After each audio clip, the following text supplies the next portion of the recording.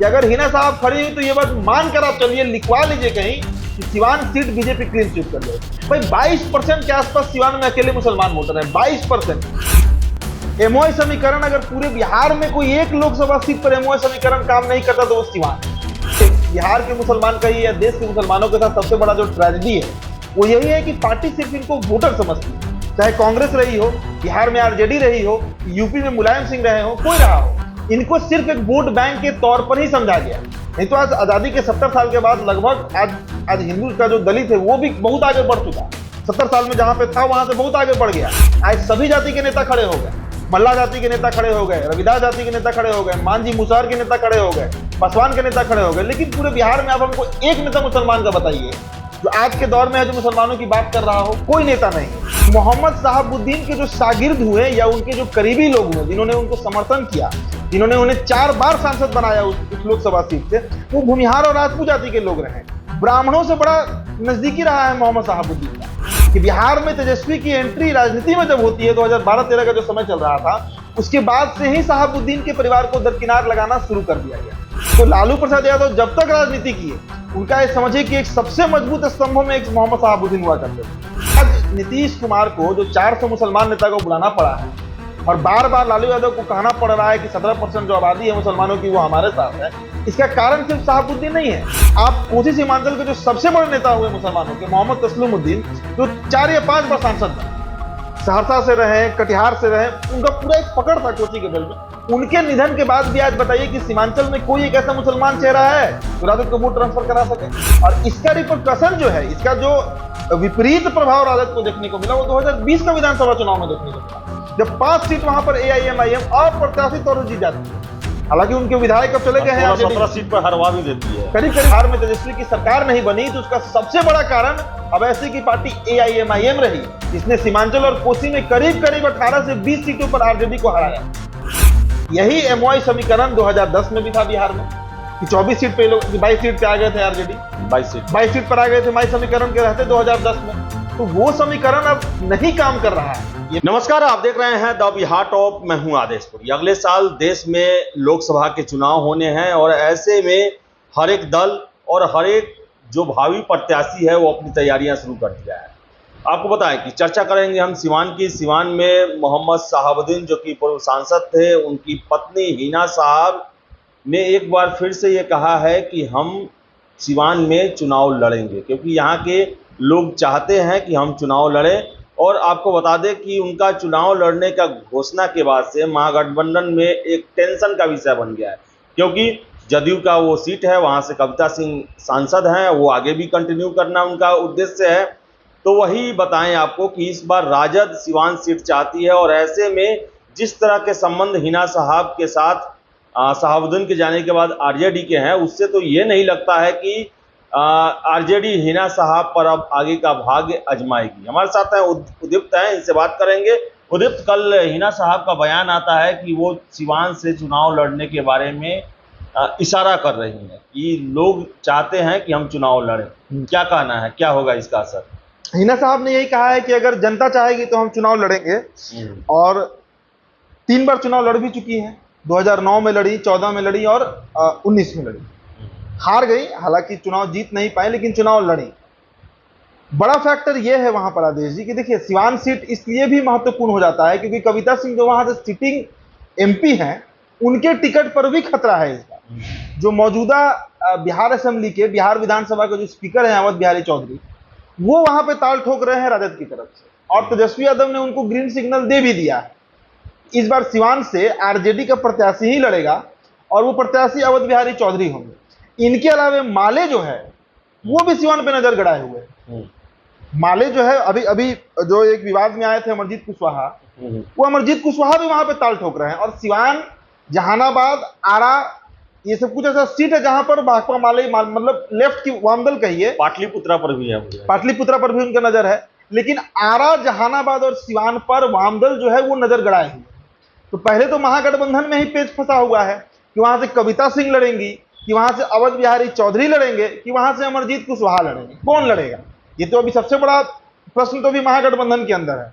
और उसके बाद हिना साहब का यह ऐलान कर देना कि वो वहां से चुनाव लड़ेंगे। देखिए, सिवान का जो गुणागणित है वो बाकी लोकसभा से थोड़ा अलग है। एमओआई समीकरण, अगर पूरे बिहार में कोई एक लोकसभा सीट पर एमओआई समीकरण काम नहीं करता तो वो सिवान। मुस्लिम यादव का जो गठजोड़ है, माई समीकरण बिहार में है, वो लगभग सब लोकसभा सीट में काम करता है। मतलब मुस्लिम और यादव इंटैक्ट होकर आरजेडी को वोट करते हैं।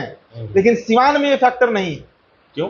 सिवान में ये फैक्टर इसलिए नहीं है क्योंकि सिवान में मोहम्मद शहाबुद्दीन के बारे में ये बहुत प्रचलित है। वहां के आप किसी भी आम आदमी से बात करिएगा तो मोहम्मद शहाबुद्दीन के जो शागिर्द हुए या उनके जो करीबी लोग हुए, जिन्होंने उनको समर्थन किया, जिन्होंने उन्हें 4 बार सांसद बनाया उस लोकसभा सीट से, वो भूमिहार और राजपूत जाति के लोग रहे।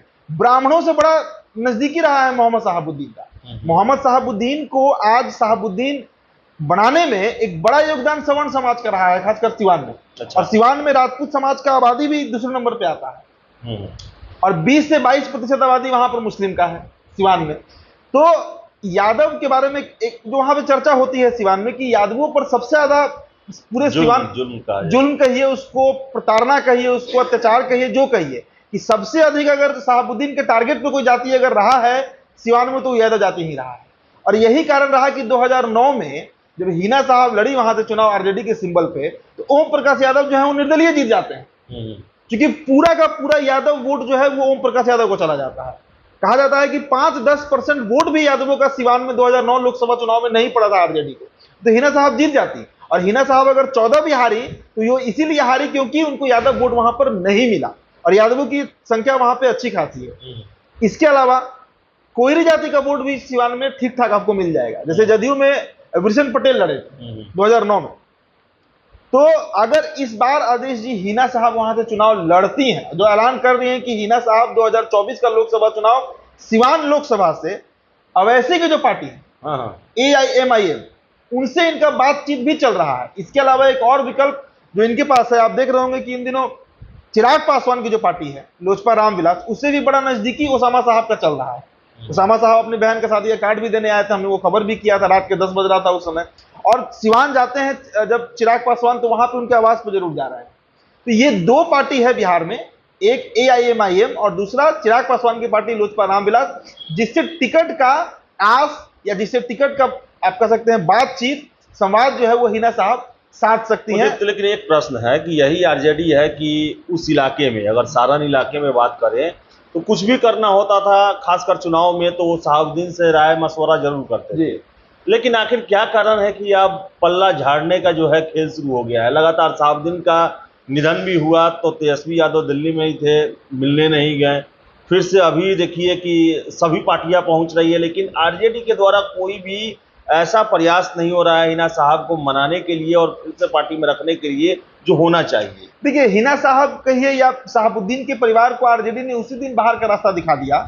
हालांकि शहाबुद्दीन के देहांत, जो उनका निधन हुआ था, उस समय भी जो घटनाक्रम हुआ उसके बाद से सिवान और सारण के मुसलमानों में थोड़ा सा मतलब इल फीलिंग आया था तेजस्वी के लिए। लेकिन जब राज्यसभा की सदस्यता की बात हो रही थी, आपको याद होगा, उस समय पटना से लेकर सिवान तक सारे रोड पर, हाईवे तक में पोस्टर पाट दिया गया था कि हिना साहब को राज्यसभा भेजा जाए, हिना साहब को राज्यसभा भेजा जाए। लेकिन उनके जगह पे फैयाज अहमद को भेज दिया गया। फैयाज अहमद कहा जाता है कि बहुत धनबल वाले आदमी हैं, बीएड कॉलेज, कई तरह के कॉलेज उनके चलते हैं, खैर वो पर्सनल चीज है उनका, लेकिन उनको भेजा गया। तो उसी समय ये बात क्लियर हो गया कि अब शहाबुद्दीन परिवार से कम, और तेजस्वी की एंट्री होती है। एक बात और गौर करिए कि बिहार में तेजस्वी की एंट्री राजनीति में जब होती है, 2012-13 का जो समय चल रहा था, उसके बाद से ही शहाबुद्दीन के परिवार को दरकिनार लगाना शुरू कर दिया गया। तो लालू प्रसाद यादव जब तक राजनीति किए, उनका ये समझिए कि एक सबसे मजबूत स्तंभों में एक मोहम्मद शहाबुद्दीन हुआ करते थे। और मोहम्मद शहाबुद्दीन का एक इंटरव्यू हम देख रहे थे। देखिए, चाहे व्यक्ति कैसे भी हो, उनके ऊपर कितने भी आरोप हो, जब वो सांसद थे तो एक सांसद होने के समय जब 1999 में कारगिल चल रहा था, तो वो देश के इकलौते सांसद थे जिन्होंने ये बात पत्र लिखा था राष्ट्रपति को। इसमें उन्होंने कहा था कि मैंने एनसीसी का ट्रेनिंग लिया है और मुझे बजाबते सीमा पर भेजिए और पाकिस्तानियों से मैं लड़ूंगा। काफी नाम हुआ था उस समय उनका। तो वो दौर भी सिवान ने देखा है, मोहम्मद शहाबुद्दीन का वो दौर भी लालू यादव ने देखा है। लेकिन 2014 के बाद से जब तेजस्वी पूरी तरह पॉलिटिकली एक्टिव होते हैं, 15 में तो उप मुख्यमंत्री भी बन गए, महागठबंधन की सरकार बनी, उसके बाद धीरे धीरे उस परिवार को साइड करने लगा लोग। और सिर्फ वही परिवार साइड नहीं हुआ देश जी, अगर गौर कीजिएगा आप एक बात, आज नीतीश कुमार को जो 400 मुसलमान नेता को बुलाना पड़ा है और बार बार लालू यादव को कहना पड़ रहा है कि 17% जो आबादी है मुसलमानों की वो हमारे साथ है, इसका कारण सिर्फ शहाबुद्दीन नहीं है। आप कोसी सीमांचल के जो सबसे बड़े नेता हुए मुसलमानों के मोहम्मद तस्लीमुद्दीन, जो 4 या 5 बार सांसद बने, सहरसा से रहे, कटिहार से रहे, उनका पूरा एक पकड़ था कोसी के बेल्ट में। उनके निधन के बाद भी आज बताइए कि सीमांचल में कोई एक ऐसा मुसलमान चेहरा है जो राजद को वोट ट्रांसफर करा सके। और इसका रिपरकशन जो है, इसका जो विपरीत प्रभाव राजद को देखने को मिला, वो 2020 का विधानसभा चुनाव में देखने को मिला, जब 5 सीट वहां पर एआईएमआईएम अप्रत्याशित तौर से जीत जाती है।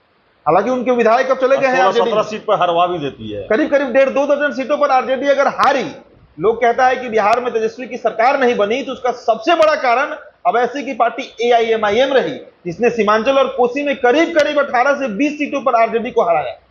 मतलब मुसलमानों का जो एक देखिए, बिहार के मुसलमान का ही या देश के मुसलमानों के साथ सबसे बड़ा जो ट्रेजेडी है वो यही है कि पार्टी सिर्फ इनको वोटर समझती है। चाहे कांग्रेस रही हो, बिहार में आरजेडी रही हो, यूपी में मुलायम सिंह रहे हो, कोई रहा हो, इनको सिर्फ एक वोट बैंक के तौर पर ही समझा गया। नहीं तो आज आजादी के 70 साल के बाद लगभग आज हिंदू का जो दलित है वो भी बहुत आगे बढ़ चुका है। 70 साल में जहां पे था वहां से बहुत आगे बढ़ गया।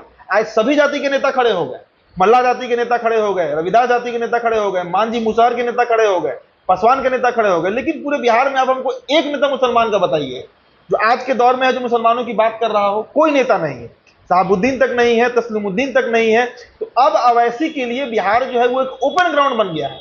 अवैसी अगर यहाँ पर, जो एक खबर भी हम लोग चलाए थे कि अवैसी अगर यहाँ पर गठबंधन कर ले रहे हैं, आदेश जी आप बताइए कि अगर अवैसी यहाँ पे गठबंधन कर लेते हैं पप्पू यादव के साथ, जनसुराज के साथ, मायावती के साथ, तो फिर मुकेश सहनी के साथ, सोचिए कितना मजबूत एक गठबंधन बन जाएगा बिहार। भले जीते ना जीते, लेकिन महागठबंधन का तो डुबा देंगे। ये तय है कि 40 में 35 सीट लोगों को डुबा देंगे अगर ये गठबंधन बिहार में बन जा रहा है। तो हिना साहब ने जो ऐलान किया है कि हम चुनाव लड़ेंगे सीवान से, वो ऐसे ही ऐलान नहीं किया है, उनकी बात लेकिन आरजेडी तो ऐसा नहीं है कि ये सब चीज नहीं सोची होगी। उनका तो प्लान भी होगा ऐसा कि अगर मानिए कि हिना साहब की अगर हम कुर्बानी भी देते हैं तो उसके बदले में हमको कुछ उससे बड़ा मिलने वाला है। क्या वो स्ट्रेटजी हो सकता है? देखिए, आप आरजेडी को करीब 20-25 साल से तो हम लोग देख ही रहे हैं। जो आरजेडी 2005 के पहले हुआ करती थी, क्या आरजेडी में अब वो ताकत बची है? अब 2020 के विधानसभा चुनाव से मत कि 2020 में तेजस्वी 80 सीट ले आए। वो 80 सीट इसलिए ले आए क्योंकि चिराग पासवान ने नीतीश कुमार को डैमेज किया। अगर चिराग पासवान एनडीए गठबंधन में होते 2020 में, तो तेजस्वी यादव की पार्टी को मतलब 2 दर्जन सीट भी नहीं आता इनका। यही एमओआई समीकरण 2010 में भी था बिहार में कि 24 सीट पे लोग 22 सीट पे आ गए थे आरजेडी, 22 सीट पर आ गए थे एमओआई समीकरण के रहते 2010 में। तो वो समीकरण अब नहीं काम कर रहा है। ये बात आरजेडी को अब पता नहीं इनको समझ में आ रहा है इनकी पार्टी को कि नहीं, लेकिन ये मानकर चलिए कि मुसलमान अब खुलकर आरजेडी को वोट नहीं कर रहे हैं। अभी रिसेंट पिछले साल यही टाइम में, यही अक्टूबर-नवंबर में चला था उपचुनाव गोपालगंज में, 2000 वोट से हार गए आरजेडी के प्रत्याशी मोहन गुप्ता। वो क्यों हारे? क्योंकि जो दियर क्षेत्र के मुसलमान थे उन्होंने एक तरफा, कौन थे वो, हमजा, मैं नाम भूल रहा हूं, जो एआईएमआईएम के प्रत्याशी थे, उनको 12,000 वोट आया। वो 12,000 वोट किसका काटे हैं? वो 12,000 वोट आरजेडी का कटा है। और इस तरह का कई एग्जाम्पल बिहार में है जहां पर आज मुसलमान एक विकल्प खोज रहा है, और वो विकल्प सबसे मजबूत तौर पर अगर बिहार में कोई बन सकता है आने वाले 5-10 सालों में या 1-2 दशक के अंदर, तो वो अवैसी की पार्टी एआईएमआईएम है, जो खुलकर मुसलमानों के मतलब हक की बात कर रही है, हुकूक की बात कर रही है, विधानसभा से लेकर लोकसभा तक। अब आरजेडी में बताइए ना, अब्दुल बारी सिद्दीकी के नाम पर कितना मुसलमान वोट कर रहे हैं? आप बताइए कि अब्दुल बारी सिद्दीकी भी नेता है, बड़े नेता हैं आरजेडी के, सब पद पर रह चुके हैं, उनके नाम पर कितना मुसलमान वोट कर देगा? उनके नाम पर कोई वोट, पप्पू यादव के नाम पर कितना यादव वोट करता है? लालू यादव को ही वोट करेगा। तो आज एक बहुत बड़ा वैक्यूम क्रिएट हो गया है आरजेडी के अंदर, जिसका खामियाजा आरजेडी ने 2014 में भुगता। 2015 में तो चूंकि कंबाइंड थे इसलिए लोग साथ में आ गए। 20 में इतना मेहनत के बाद भी कहां सरकार बनी? 19 में भी देखिए कोई फायदा 19 में देख लीजिए 0 सीट पर आउट हो गए ये लोग। तो हिना साहब का ये ऐलान हल्का में मतलब नहीं लेने लायक है आरजेडी के लिए। आरजेडी के लिए एक बहुत बड़ा मैसेज है कि अगर हिना साहब खड़ी हुई तो ये बात मानकर आप चलिए, लिखवा लीजिए कहीं कि Siwan seat BJP clean sweep कर जाएगी। भाई 22% के आसपास सिवान में अकेले मुसलमान वोटर है, 22%, जिनका सीधा सेंटीमेंट जो है ना वो शहाबुद्दीन से जुड़ा हुआ है, सीधा सेंटीमेंट।